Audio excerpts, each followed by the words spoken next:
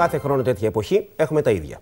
Χθες πήγαν 4 άτομα στο νοσοκομείο γιατί φάγανε διαβολόχορτο και μάλιστα αγορασμένο από σούπερ μάρκετ. Ντάτουρα. Ναι, ντάτουρα. Αυτό είναι απίστευτο. Πήγανε να αγοράσουν ευλήτα και είχε μέσα διαβολόχορτο. Που σημαίνει ότι δεν το πήραν είδηση ούτε κατά τη διάρκεια της συγκομιδής, αλλά ούτε και κατά τον έλεγχο του προϊόντος. Και ρωτάω εγώ τώρα.